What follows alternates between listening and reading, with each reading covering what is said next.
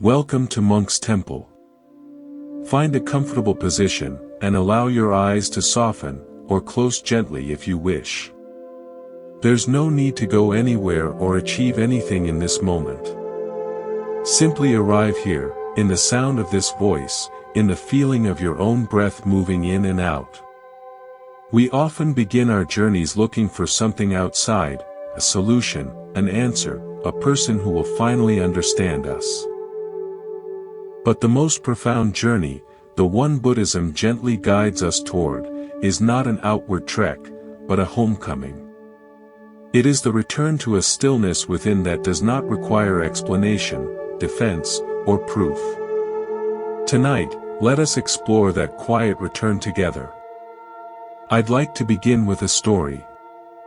It's about an old ferryman who lived by a wide, slow-moving river.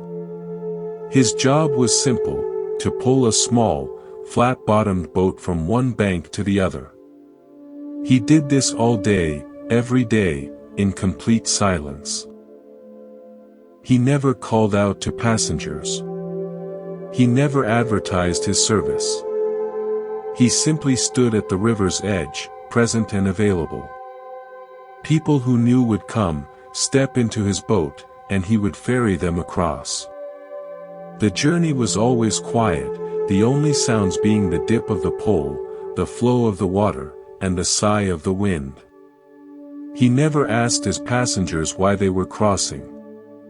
He never explained the currents or pointed out the sights. He simply did one thing, with his full attention.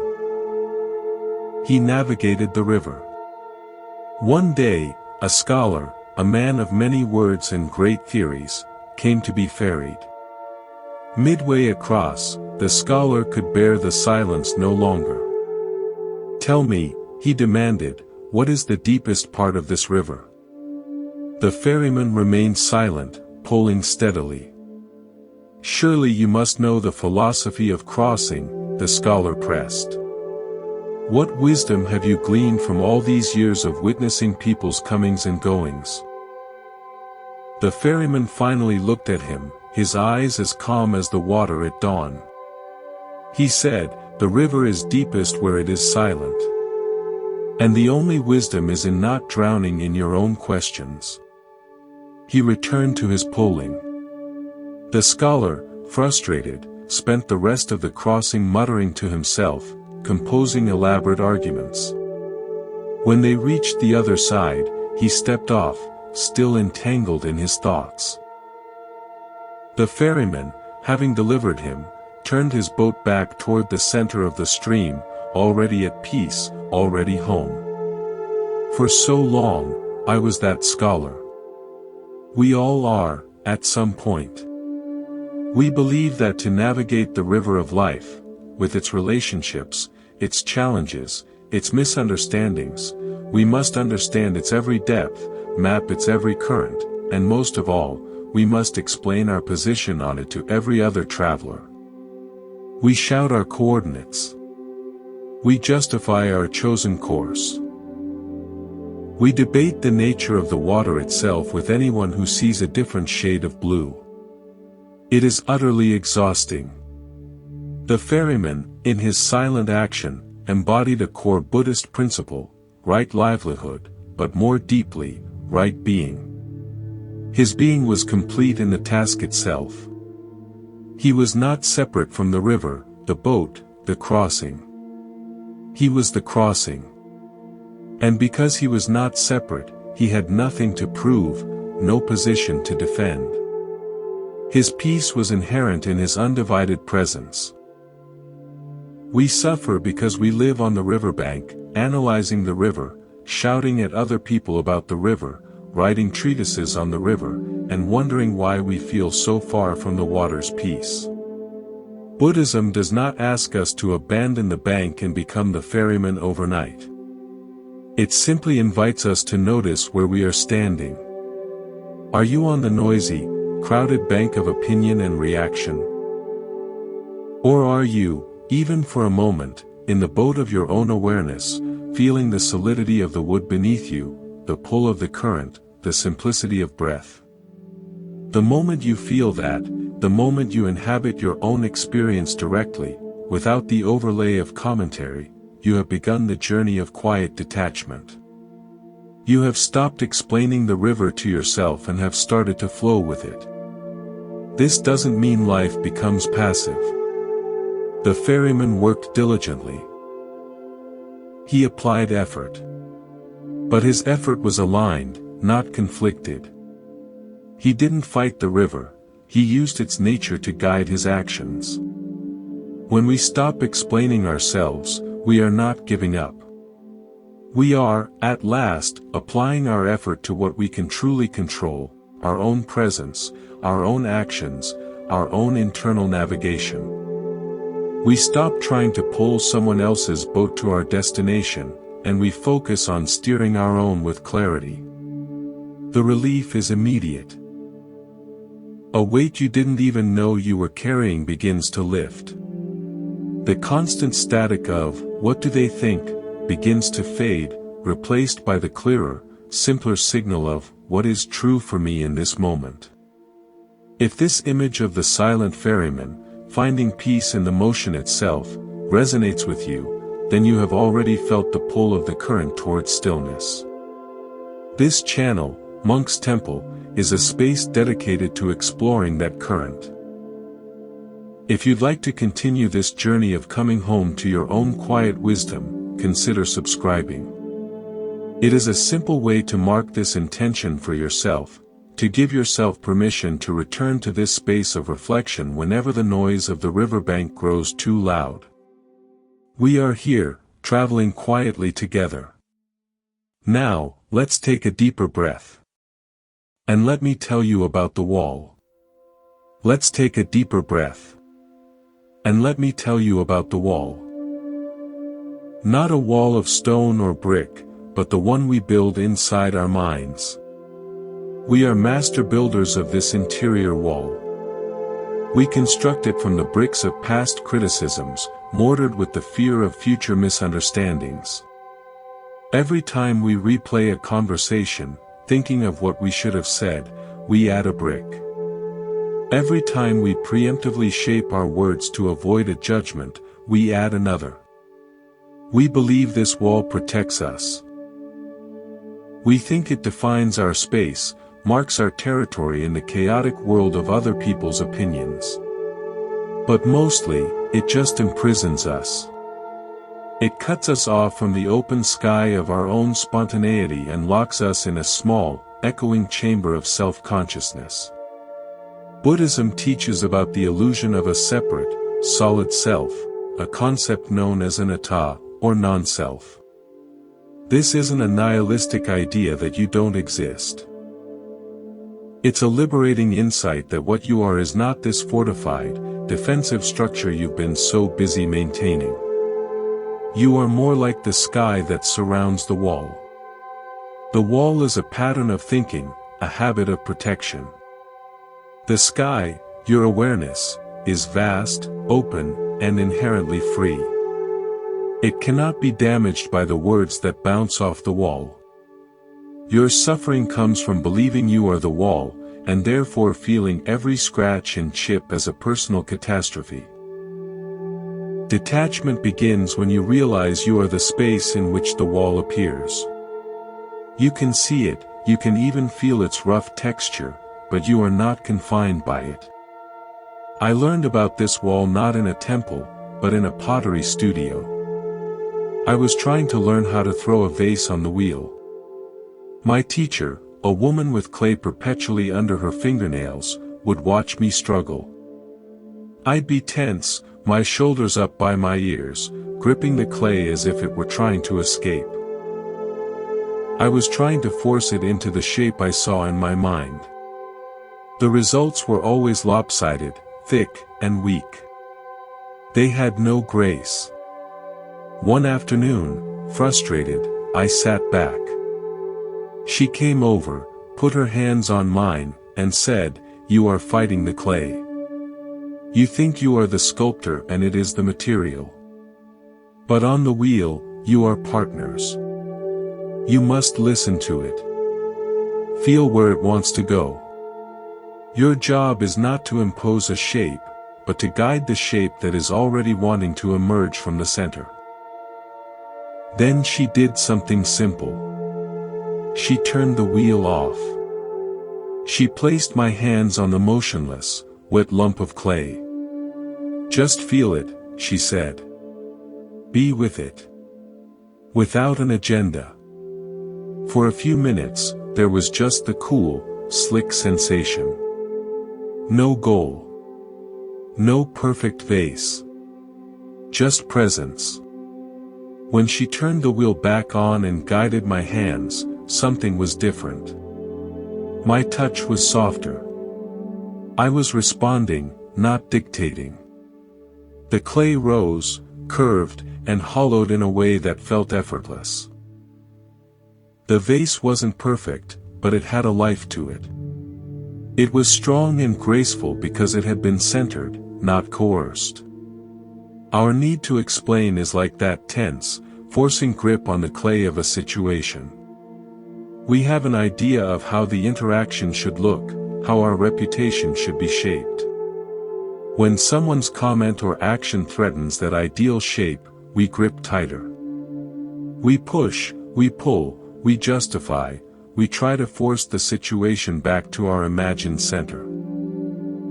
This creates psychic friction, exhaustion, and ultimately, something misshapen and fragile. The alternative, the Buddhist path of right effort, is not no effort. It is the effort of centering. It is the effort of first coming back to stillness, turning off the wheel of mental chatter, and feeling the actual reality of the moment. From that centered, grounded place, a response may arise, or it may not. But it will come from a place of balance, not from the desperate, off-kilter fear of being misunderstood. That pottery lesson became a metaphor for my relationships. I saw how I would often enter conversations with a prescripted idea of how they should go, gripping tightly to my intended image. If someone said something that didn't fit, I'd mentally push back, trying to force the dialogue back to my center. It was exhausting for everyone.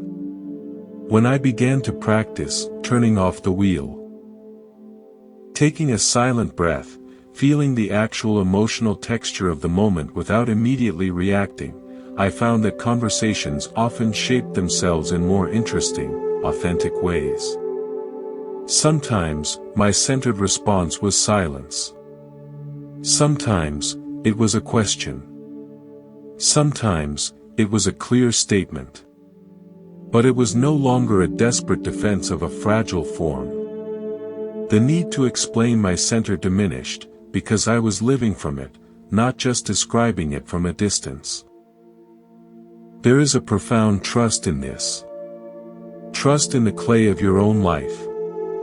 Trust that your true center, your integrity, your kindness, your awareness, is solid enough that it doesn't need to be armored in explanations. When you come from that center, your actions have a natural weight and grace. People may still misinterpret them. The clay may still wobble from time to time. But you will know, in your hands and in your heart, that the form is true because it came from an authentic, listening presence, not from a fearful, controlling mind. You stop building the wall to protect a fragile idea of yourself, and you start inhabiting the open sky of your actual, moment-to-moment experience. And in that sky, you find you are much larger, much freer, and much more at peace than you ever could be behind even the most well-constructed wall. Let's breathe into that sense of openness. And consider, for a moment, a very different kind of space, a forest after a snowfall. Let's breathe into that sense of openness. And consider, for a moment, a very different kind of space, a forest after a snowfall. I remember walking into such a forest once, in the very early morning after a night of heavy, quiet snow. The world was transformed. Every branch of every pine tree was lined in pure white, bending gently under the weight. The usual muddy paths, the tangled undergrowth, the distinct stones and fallen logs, all were softened, unified under a seamless blanket. The sound was what struck me most, an immense, deep silence, so profound it seemed to have a texture of its own. My own footsteps, the crunch of snow, felt like an intrusion, a tiny, insignificant noise in that vast, listening quiet. I walked for a long time, until I came to a familiar clearing. In the center stood a single, ancient oak, its bare, black branches spread wide against the bright sky. Yesterday, I could have described that tree in detail, the gnarled knot here, the split branch there, the way its roots clawed at the earth. But today, it was something else. It was a sculpture of snow and shadow, a perfect, silent monument. The snow had not erased the tree's essence. It had revealed a new aspect of its beauty, one that was only visible when all the noise and clutter of its normal environment were softened into unity. The tree wasn't explaining itself. It wasn't pointing out its strongest branch or defending its asymmetrical shape. It was simply, magnificently, present within the silence. That walk became a meditation on perception. We moved through our social world seeing the trees of other people and ourselves in all their detailed, often flawed, complexity. We see the knot of a past mistake, the split branch of a contradictory trait, the tangled roots of hidden motivations. And we believe this is the complete truth. When someone sees us, we assume they are seeing that same detailed, flawed landscape. So when they react, we think they are reacting to that specific knot, that particular broken branch. We launch into an explanation. Let me tell you why that knot is there. If you understood the storm that caused this split, our inner landscape feels perpetually exposed, defended, and debated. But what if, sometimes, people aren't even seeing your tree? What if they are only seeing the snow they have projected upon it? Their own fears, their own past hurts, their own desires and prejudices, this is their snowfall. It blankets your true form, and they react to the shape they have created. To explain your bare branches to someone who only sees a snowdrifted silhouette is a futile effort. You are speaking different languages, describing different landscapes.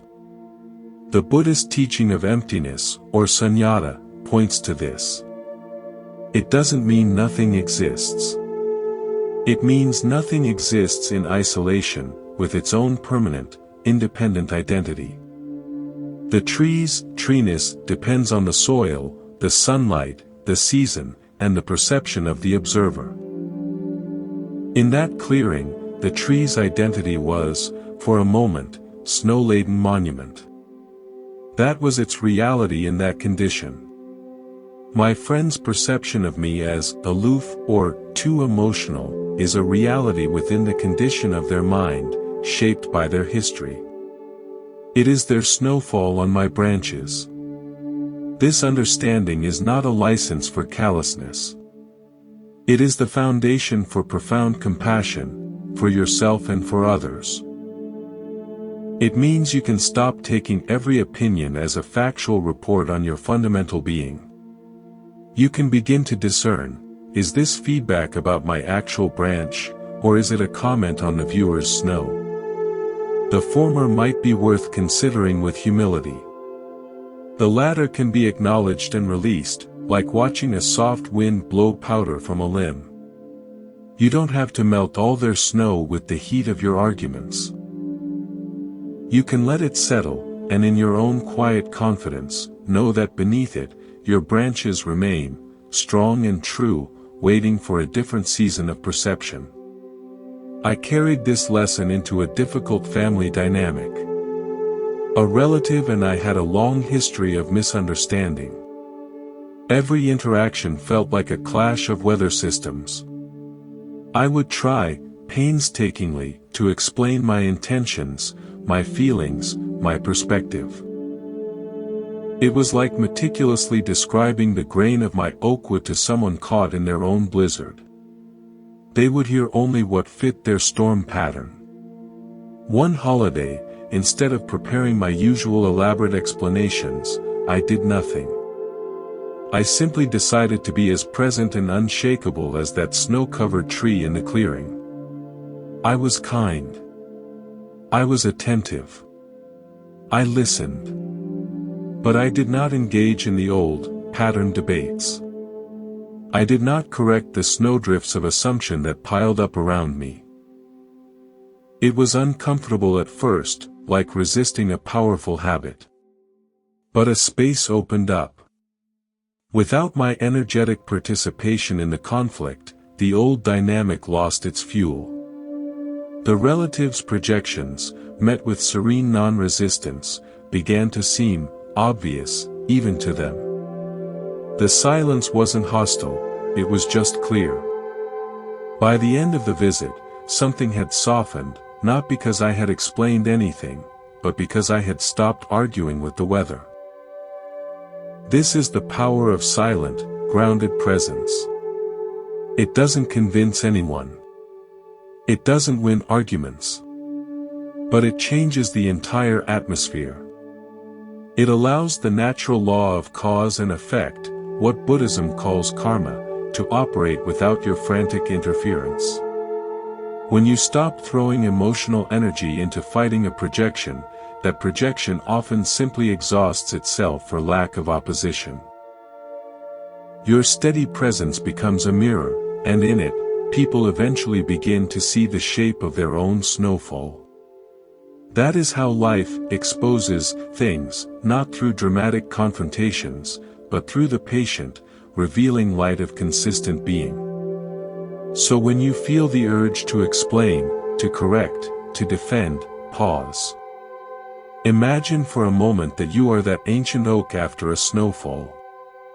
Feel the weight of others' perceptions like a blanket of snow on your branches.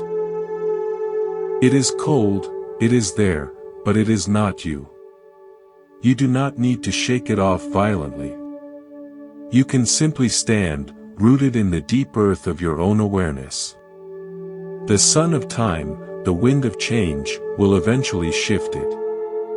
And you will remain, having conserved all the energy you would have spent on shivering and shouting, stronger and more at peace for having trusted in your own deep, silent growth. Now, let's feel that deep rooting. And imagine a source of water far beneath the surface. Now, let's feel that deep rooting. And imagine a source of water far beneath the surface. In the high desert where I spent some seasons, water was not a given. It was a secret held by the earth. On the surface, red rock, dust, sagebrush, and a relentless sun. But the old-timers knew. They knew how to find the hidden springs. They'd point to a certain, unremarkable cluster of rocks, or a lone cottonwood tree thriving where no tree should. Dig there, they'd say. And if you dug, down through the hard-packed clay and fractured stone, you'd eventually hit moisture. Not a gushing fountain, but a slow, steady seep. A quiet pooling in the dark that sustained everything above. We each have such a hidden spring within us. Buddhism calls it the Buddha nature, the inherent capacity for clarity and peace. But our surface world is often a desert of demands, opinions, and noise. We get parched. Our leaves of patience curl. Our bark of composure cracks. And in that state of thirst, we look for water in the reactions of others. A compliment is a single, precious drop.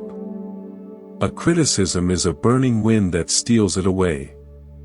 We become beggars at the unreliable oasis of external validation, constantly explaining ourselves in a desperate bid for someone, anyone, to give us a drink. Detachment is the profound decision to stop digging in the dry riverbeds of other people's opinions and to turn inward to dig for your own spring. It is hard work at first. The surface is hard.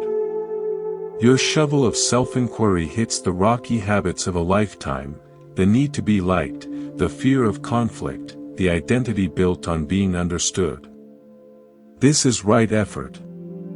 You keep digging, not with frantic force, but with patient, persistent awareness. You sit in meditation, not to achieve a mystical state, but to simply dig through the layers of thought. You walk in nature to remember a rhythm older than social anxiety.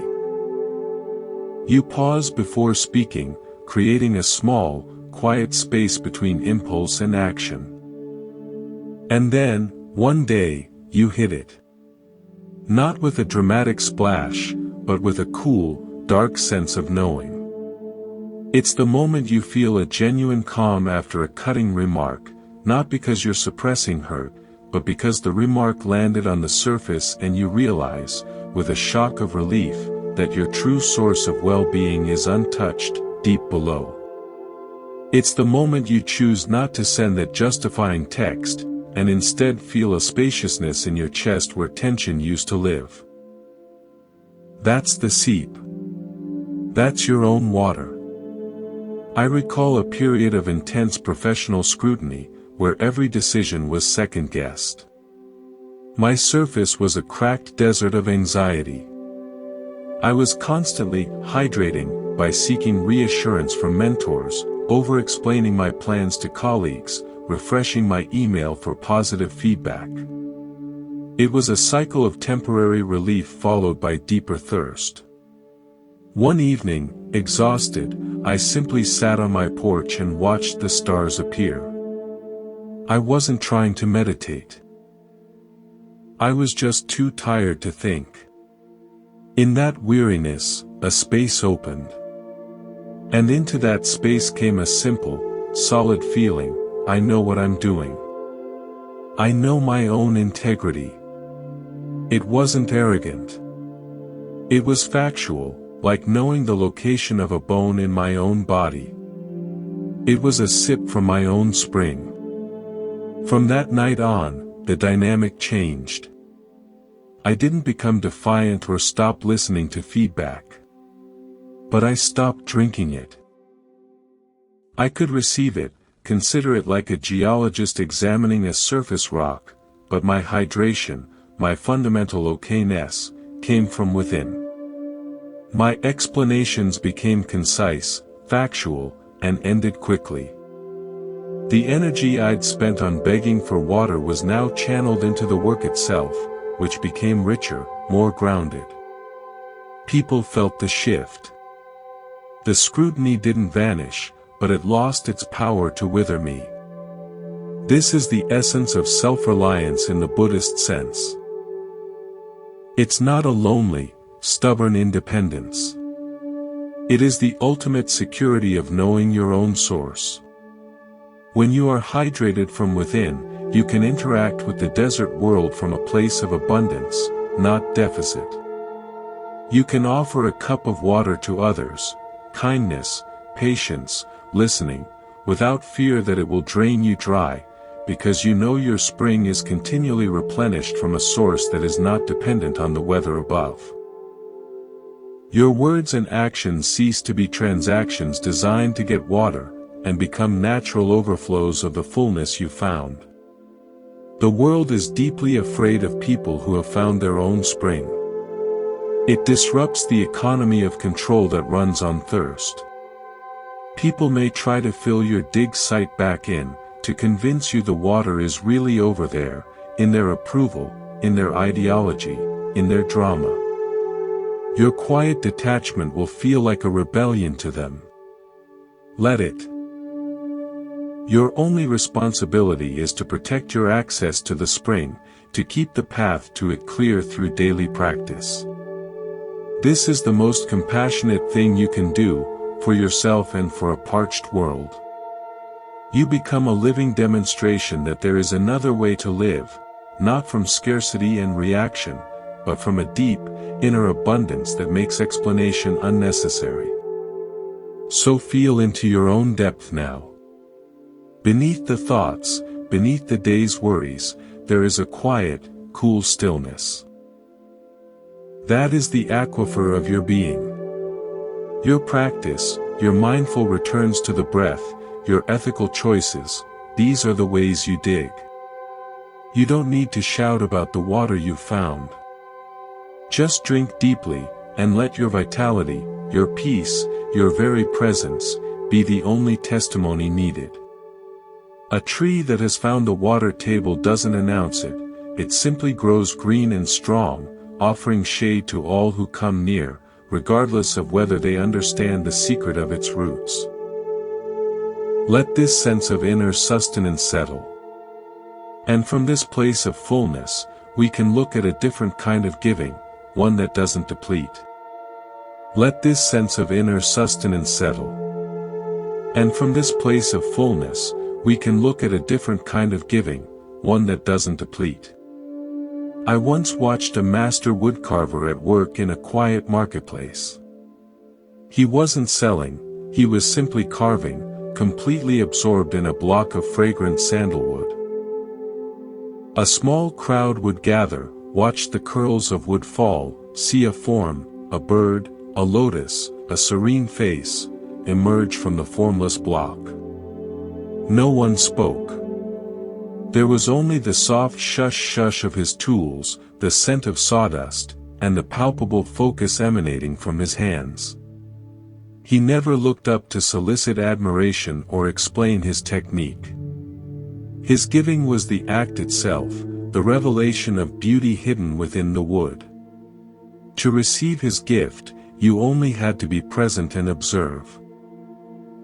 If you walked away, the gift was not diminished. If you stayed, you were enriched. The transaction was complete in the offering, requiring nothing in return, not even comprehension. We often give of ourselves like street vendors, shouting the merits of our wares, anxiously watching for a purchase, feeling rejected if someone walks by. Our kindness comes with a subconscious invoice, please acknowledge this. Please validate me. Please like me for it. Our explanations are the pamphlets we hand out, detailing why our gift is worthy of acceptance.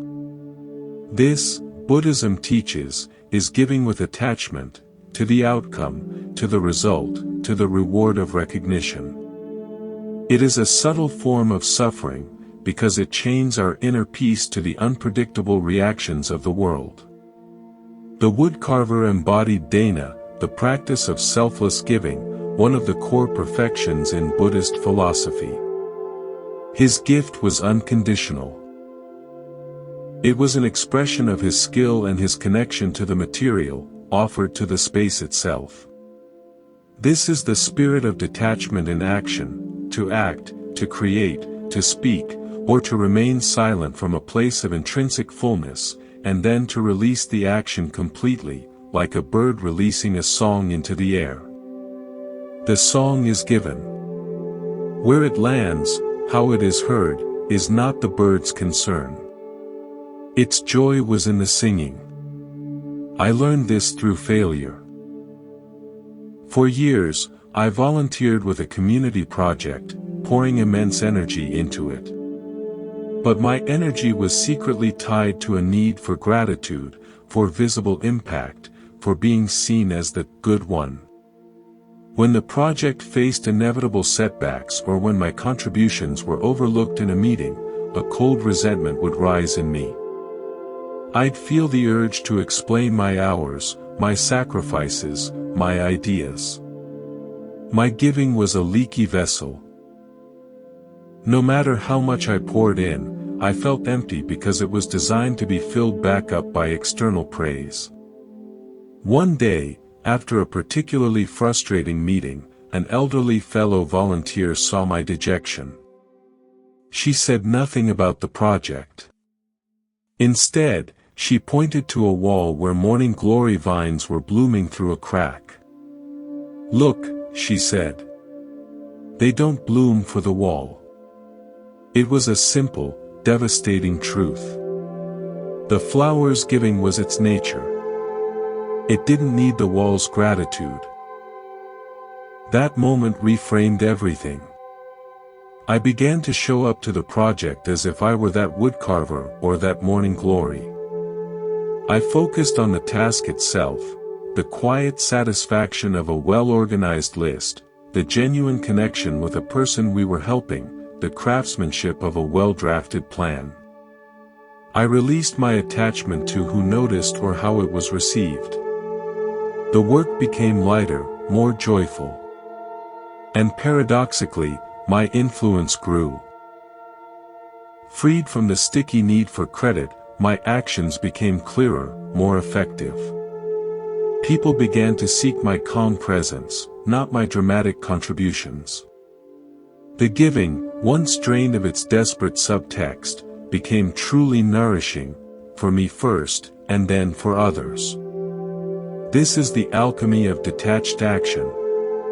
When you stop explaining your gift, you stop diluting it with the poison of expectation.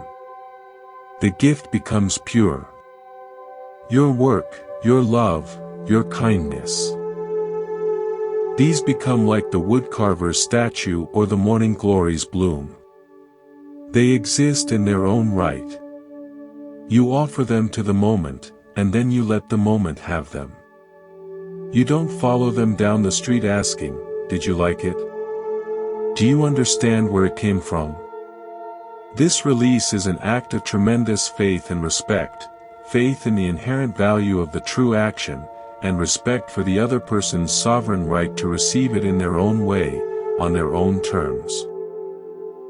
Your life's purpose is not to be a comprehensible document submitted for universal approval. It is to be a living gesture of your deepest values, offered to the world without strings. Let your consistent honesty be the gift, and let others decide if it is harsh or brave. Let your quiet perseverance be the gift, and let others label it stubborn or inspiring. Let your compassionate silence be the gift, and let others interpret it as cold or peaceful. Your job is not to manage the interpretations.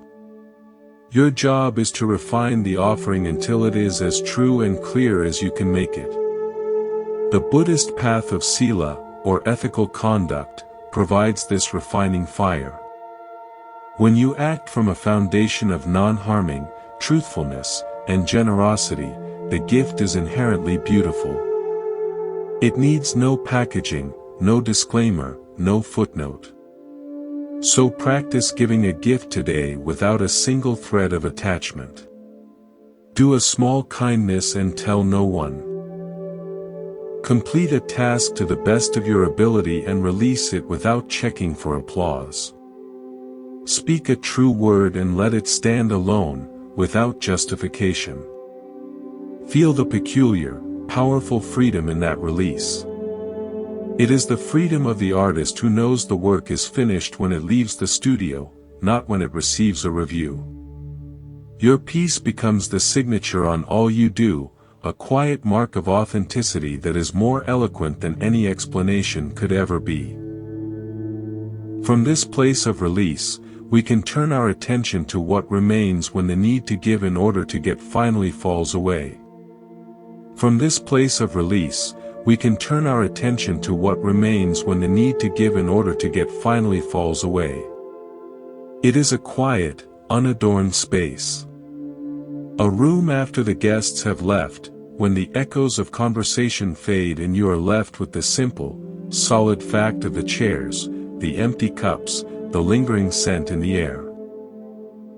There is a peace in that aftermath that is different from the peace of solitude. It is the peace of completion. The event is over. Nothing more needs to be said or done about it. You can simply be with the stillness.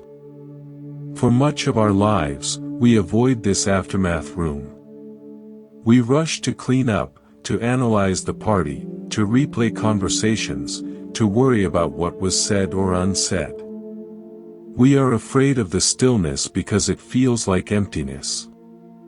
But in the Buddhist view, this stillness is not empty. It is potent. It is the clear ground of being from which all activity arises and to which it returns. It is what you are when you are not performing, explaining, or managing an impression. The problem is, we have forgotten how to simply reside there. We think we are the party, not the space that holds it. I was reminded of this during a long, silent retreat. For the first few days, the silence was agonizing. It felt like a vacuum, and my mind rushed to fill it with memories, plans, internal debates, and frantic self-narration. It was as if I was having a non-stop party in my head to avoid the empty room. But as the days passed, the mental energy began to exhaust itself. The chatter slowed. And into that slowing, a new perception dawned: I was not the chatter. I was the one hearing the chatter. I was not the anxious host of the internal party, I was the room itself. The aware, silent space in which the party was happening. This shift, this glimpse of what in Buddhism is called pure awareness or siddha, was a homecoming of unimaginable relief. The content of the thoughts, the worries about being perceived a certain way, the old arguments I was still winning in my head, became like shadows moving on the wall of a sunlit room. Interesting to watch, but completely insubstantial. They could not affect the nature of the room itself. This is the ultimate detachment, to realize you are the aware space, not the transient phenomena that appear within it. Your body is in the space. Your emotions pass through the space. Your reputation is a story told about a character that seems to inhabit the space. But you are the space. And space cannot be damaged by what moves through it. A storm does not tear the sky. When you begin to identify with this spacious awareness, rather than with the contents, the need to explain those contents evaporates. Why would the sky explain the cloud? Why would the room justify the furniture that's placed in it? It simply contains, allows, and remains unchanged. Integrating this into daily life is the practice. It doesn't mean you become a blank, unresponsive void. It means your responses come from a deeper, quieter place. Imagine you are in a conflict. The old you, identified with the thoughts and feelings, the furniture in the room, would feel attacked and would lash out or crumble. The you grounded in awareness, the room itself, would feel the storm of emotion, hear the harsh words, but from a place of profound stability.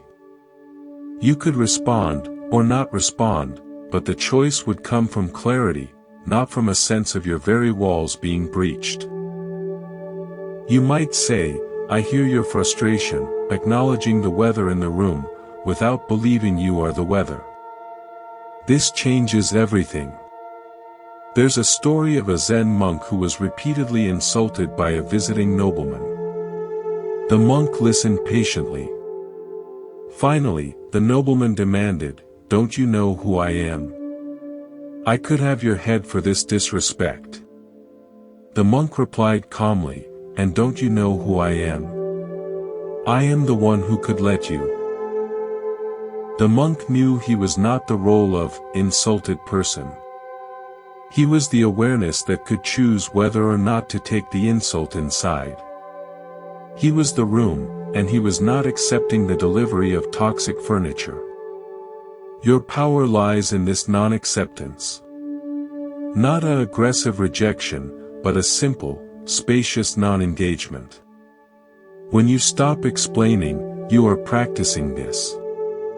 You are refusing to accept the delivery of a false narrative into your inner space. You are letting it sit on the porch, unclaimed. That story you have about me? You can keep it. It doesn't fit in here. This is not done with words to the other person. It is done silently, internally, by not picking up the mental and emotional thread they have thrown to you. You leave them holding their end of the rope, with nothing tied to it on your side. Eventually, they will drop it. So, how do you cultivate this sense of being the room? You practice returning to the awareness that is already there. Right now, pause. Listen to the most distant sound you can hear. Feel the weight of your body where it rests. Notice the next breath as it enters and leaves. In this simple noticing, who is noticing? That aware presence is what you are. It is prior to all stories, all labels, all explanations. The more you rest in this knowingness, the more familiar it becomes. The noisy, furnished room of your personality will still be there, but you will know yourself as the space that holds it all. And in that knowing, you will find a peace that does not need to be understood by anyone else, because it is the very ground of understanding itself.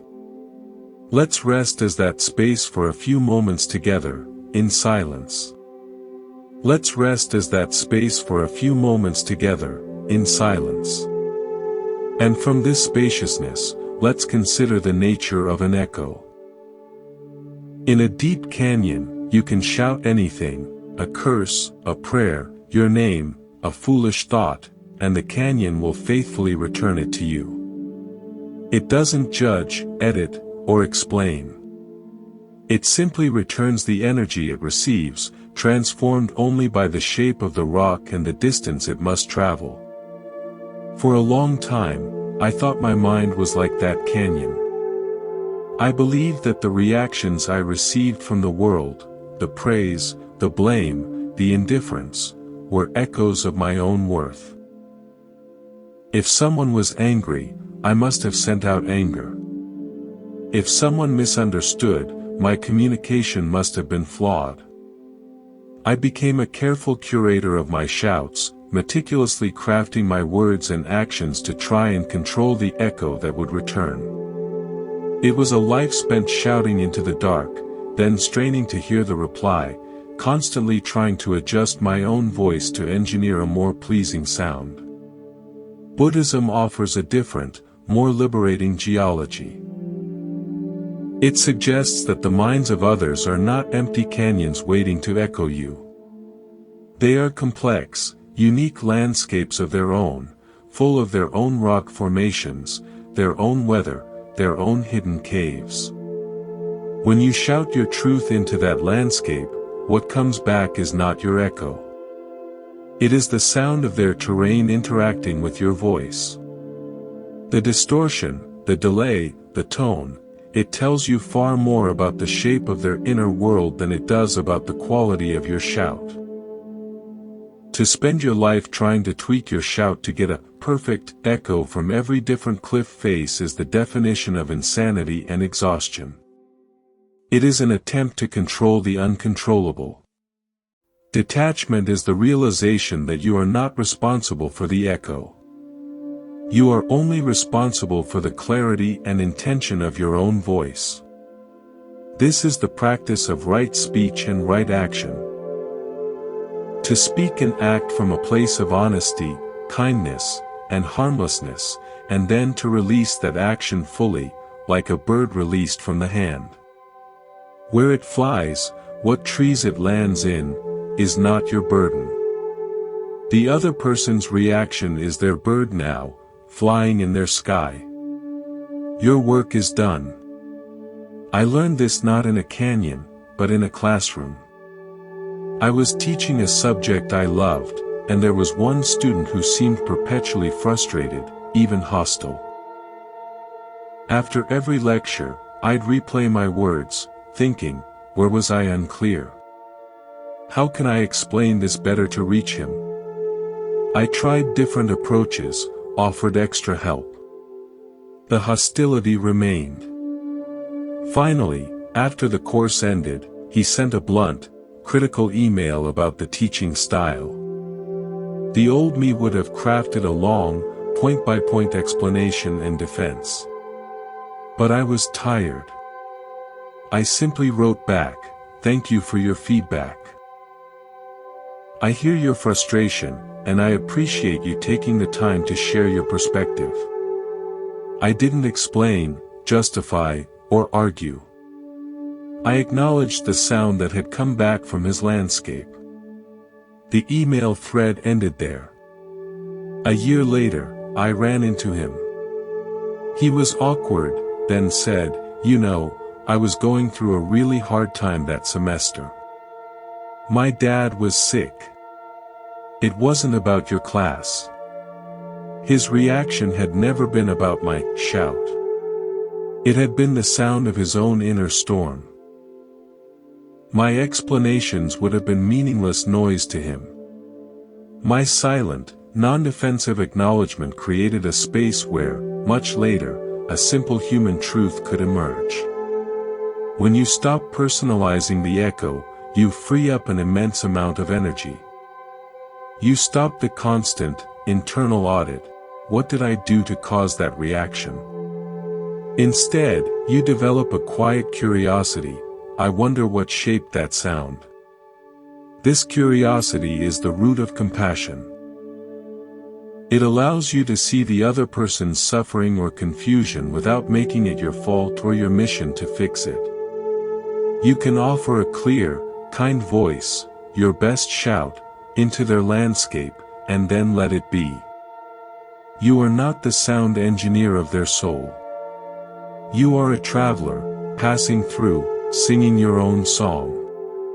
Whether it gets lost in their valleys or rings from their peaks is part of their journey, not your report card. This is how you protect your peace. You build your home not in the echo chamber of others' opinions, but in the quiet source of your own sincere voice. You tend to that source. You ensure it is not polluted by malice or fear. And then you let it out into the world, come what may. You begin to trust that a clear, true sound has its own value, regardless of its reception. And in that trust, you find a confidence that is unshakable, because it is not built on the shifting sands of echo, but on the solid rock of your own authentic expression. So feel your own voice now, not as something you must use, but as something that arises naturally from the spacious awareness we touched earlier. Let your next action, your next word, come from that clarity. And then, let it go. Don't wait for the echo. Don't analyze the returning sound. Rest back into the source. The world is full of canyons, and you are not required to shout into all of them. Your peace is in the quietness of your own being, a silence so deep and full that it has no need for an echo to confirm its existence. Let's abide in that silent fullness. And consider how, from this place, we relate to time itself. Let's abide in that silent fullness. And consider how, from this place, we relate to time itself. We often live as if peace is a destination in the future. I'll be at peace when they understand me, or I'll be at peace when I've cleared my name. We treat misunderstandings as knots in time that must be untied before we can move forward. We press pause on our own serenity, waiting for an external resolution that may never come. We place our peace in a tomorrow that is held hostage by yesterday's conversations. Buddhism roots us firmly in the reality of this breath, this moment. The past is a memory, a story. The future is an anticipation, a projection. The only thing that is real, the only place where life actually happens, is now. The relentless need to explain is almost always an attempt to edit the past or control the future. It is a refusal to let a moment be complete. We want to reach back and redraft a conversation, or we want to pre-write a script for how we will be perceived tomorrow. In doing so, we abandon the only territory where peace actually exists, the present. We are like a gardener who, instead of tending the plant in front of them, is constantly digging up yesterday's seeds to see why they grew the way they did, or anxiously watering the soil where they hope to plant tomorrow. The actual, living plant withers from neglect. I witnessed the power of present moment released during a long vigil at a hospital. A family was gathered, tensions high, old grievances simmering just below the surface of their worry. A misplaced word triggered one member, who launched into a familiar, painful explanation of a decade-old slight. You could feel the entire room being sucked backward in time. The anxiety about the present medical crisis fused with the old hurt, creating a suffocating atmosphere. Then, the eldest among them, a woman with a quiet, weary face, simply said, "Not now. That story doesn't live here. It lives in another time. Be here now, with her." She gestured to the hospital bed. She didn't argue the facts. She didn't engage with the explanation. She pointed to the undeniable reality of the present moment. It was like throwing a switch. The energy in the room snapped into a different shape. The past story, deprived of the oxygen of engagement, faded. The shared, difficult present became the only ground to stand on. In that ground, they found a fragile but real unity.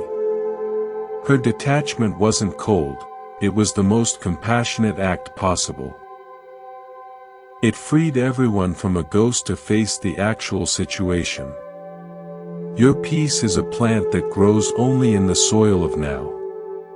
When you are explaining, you are psychologically time-traveling. You are leaving the present moment, which is often perfectly manageable, to go fight a battle in the past or prepare a defense for the future. You return to the present exhausted, having missed the only moment where you could have actually rested.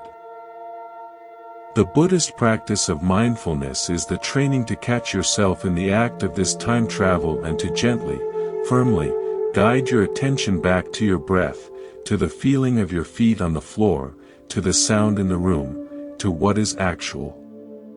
This has a practical, profound effect on conflict. When someone confronts you with a misunderstanding, the impulse is to time travel, to drag in evidence from last week, to make promises about your behavior next month. Try something different. Stay fiercely in the present. Listen to their words as sounds in this moment. Feel your own heartbeat, your breath, in this moment. And from that anchored place, respond only to what is happening now. You might say, "I hear that you're upset right now," or "This is what is true for me in this moment." You are not denying history, but you are refusing to let it colonize the present. You are drawing a boundary around the now and saying, "Our interaction will happen here, on this fresh ground." This often disarms the conflict entirely, because most arguments are fueled by recycled pain from the past, projected fear into the future. When you refuse to leave the present, they have no choice but to meet you there, or to leave themselves. Furthermore, when you release the need to explain, you allow situations to complete themselves naturally in time. You don't rip open the seed pod to see if the seed is growing, you let the seasons do their work. I think of a friendship that cooled due to a silent misunderstanding. The old me would have crafted lengthy messages, trying to diagnose and repair. This time, I simply let it be. I released the story of what went wrong and the project of fixing it. I tended to my own garden in the present. Seasons passed. Then, out of the blue, a brief, warm message arrived from them, referencing the old silence not with blame, but with a soft regret. Time, not my explanations, had softened the edges, provided perspective, and created an opening that felt natural and unforced. The reconciliation was gentle because it hadn't been forced. It had been allowed to follow its own organic rhythm. So, place your peace in the eternal now. When the urge to explain arises, feel it as a tug backward or a lurch forward. Plant your feet. Feel the ground of this instant. Ask yourself, am I safe, right now? Is my integrity intact, right now? The answer is almost always yes. The threat is almost always a phantom from another time. Your power, your peace, and your life are only ever available here. Don't mortgage this moment to pay a debt to the past or a down payment on a future that may never arrive. Inhabit the now fully. From this rich, alive place, you may speak, or you may stay silent. But whichever you choose, it will be a free choice, rooted in reality, not a frantic reaction to a ghost. Let this present moment expand, feeling its depth and its sufficiency. From this place of enoughness, we can look at the final, simplest truth. Let this present moment expand, feeling its depth and its sufficiency. From this place of enoughness, we can look at the final, simplest truth. In a vast forest, there is a single, towering pine. It does not ask the deciduous trees why they lose their leaves. It does not explain its own evergreen nature to the passing oak. It does not justify its height to the low-growing ferns. It simply fulfills its own nature, season after season, drawing strength from deep roots and reaching for the light. Its identity is not a statement, it is a lived fact. Its existence is its complete and total argument. We spend our lives writing manifestos about who we are, delivering them to an audience that is often not listening, or is listening through filters of their own design. We believe that if we can just get the wording right, the presentation perfect, then our identity will be validated and we can finally rest. Buddhism turns this exhausting endeavor on its head. It suggests that the most powerful statement you can make about who you are is not made with words at all. It is made with the silent, consistent, living out of your deepest values. Your life, moment to moment, is your truest manifesto. Explanations are what we use when our living has been inconsistent, when there is a gap between what we profess and what we practice. They are the desperate wallpaper we use to cover the cracks. The practice, then, is to close the gap. To align your actions so thoroughly with your inner compass that the need for external validation, and the explanations that seek it, naturally withers away. This is the integration of sila, ethical conduct, samadhi, meditative concentration, and panna, wisdom. Your ethical life grounds you. Your mindful concentration steadies you. Your wisdom shows you that this grounded, steady being is enough.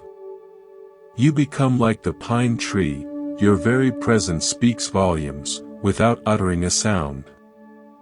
I saw this embodied in a neighbor who lived alone and was often the subject of petty gossip. People would speculate about her solitude, her routines, her past. She was aware of the chatter, I believe, but she never addressed it. Instead, she lived with a quiet, radiant consistency. Her garden was a masterpiece of tender care. She was the first to offer help when someone was ill, always with a warm loaf of bread or a simple offer to run errands. She walked every evening at dusk, a picture of serene contentment. Over the years, the gossip didn't just stop, it transformed. She became the anchor of the street.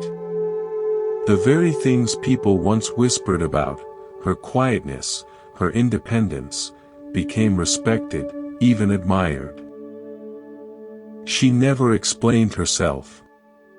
She simply was herself, so fully and so gracefully that the explanations of others collapsed under the weight of her evident truth. She hadn't fought the false stories, she had outlived them by living a better one. This is the ultimate power of quiet detachment. It allows reality to become its own advocate.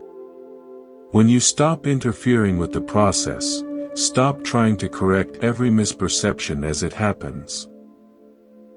You allow the cumulative weight of your authentic actions to form a truth that is impervious to gossip or misunderstanding.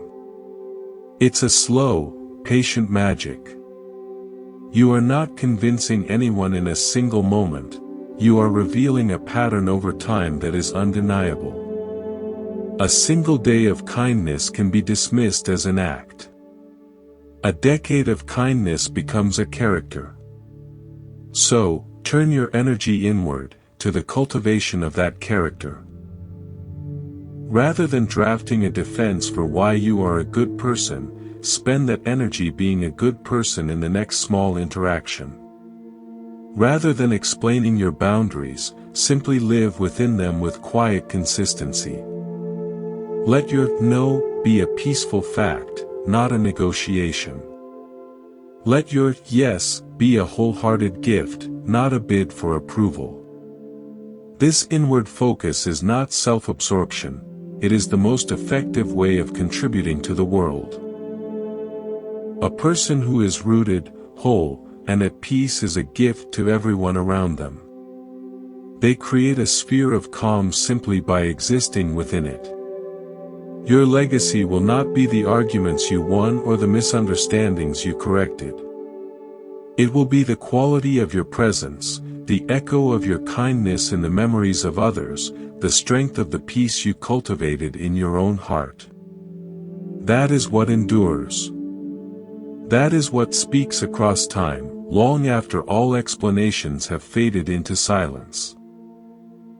The pine tree does not need to be remembered as the tallest, it simply provides shelter and beauty while it stands. That is more than enough. So, as we near the end of our reflection, feel into your own pine tree nature. Feel the deep roots of your breath connecting you to the earth of this moment. Feel the steady trunk of your spine, supporting you without strain. Feel the branches of your awareness, open and receptive to the sky. You are here. You are alive. You are conscious. That is your fundamental, unarguable truth. Any story layered on top of that is just weather passing through your branches. You don't have to explain the weather. You just have to remember what you are. And so we arrive here, at the end of our shared reflection, and at the true beginning of the practice. We have walked through metaphors of rivers and trees, pottery and snow, springs and canyons. We have sat in the silent room of awareness and stood firm in the present moment. All of these are simply maps, finger pointing at a moon that is your own direct experience. The moon itself is the peace that arises when you stop explaining, when you detach quietly, and when you let life, in its own wise and patient rhythm, expose everything. This is not a passive surrender to chaos.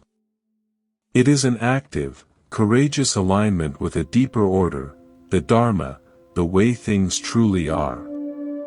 It is the understanding that truth has a gravity of its own.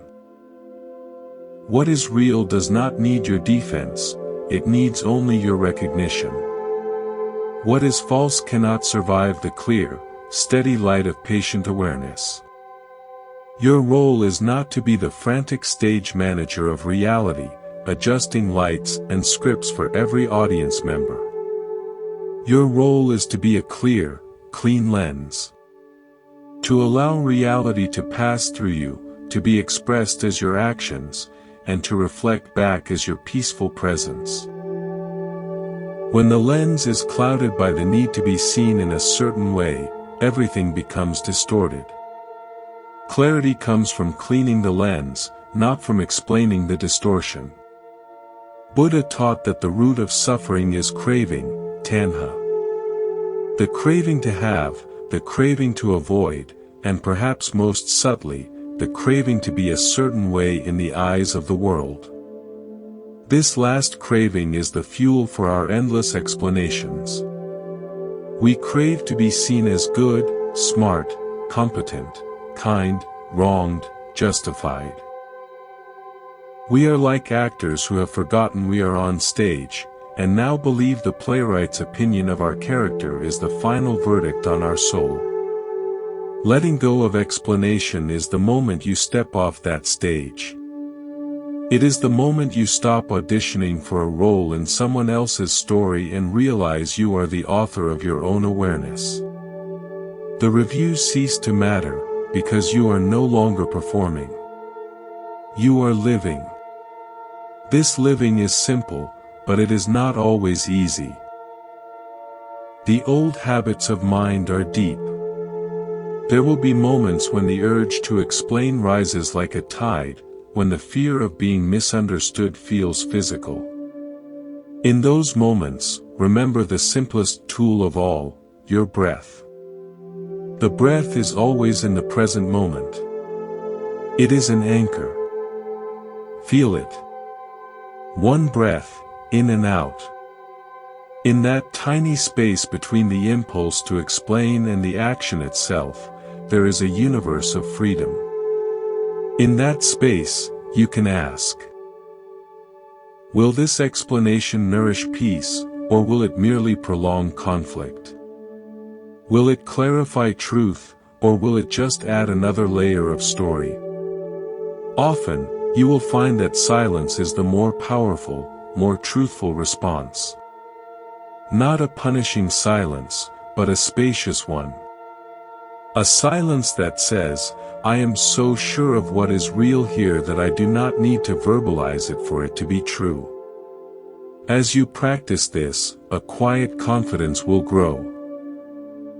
It is not the confidence of being right, but the confidence of being real. You will find that relationships become less tangled. You are no longer entwined in webs of mutual expectation and clarification. You meet people where they are, and you allow them to meet you where you are, without the middleman of lengthy justification. Some relationships will deepen in this clear water.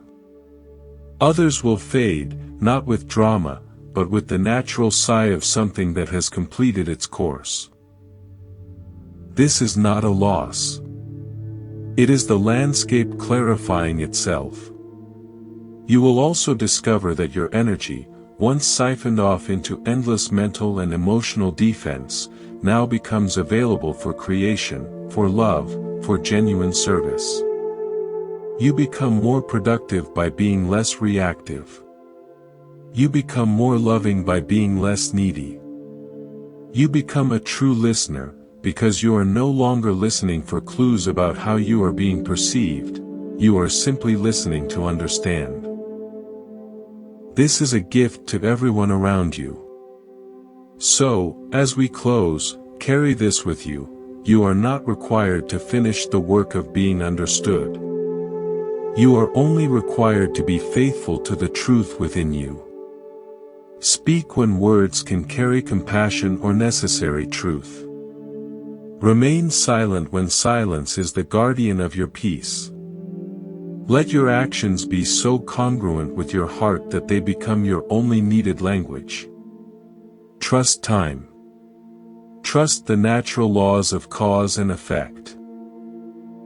Plant the seeds of right action with clear intention, and then allow them to grow without digging them up daily to check on their progress. The world may continue to shout, to misunderstand, to demand explanations. You are no longer obligated to the shouting. You can dwell in your own quiet understanding. This is the unshakable peace that the Buddha pointed to. It is not hidden in a secret doctrine or a remote monastery. It is hidden in plain sight, in the decision to stop arguing with others, and most importantly, with yourself. It is the peace of the deep ocean, undisturbed by the changing weather on the surface. Thank you for walking this path of reflection with me here at Monk's Temple. This is not a goodbye, but an invitation to continue the practice in the quiet moments of your own life. If you wish to return to this space of gentle remembrance, you know where to find us.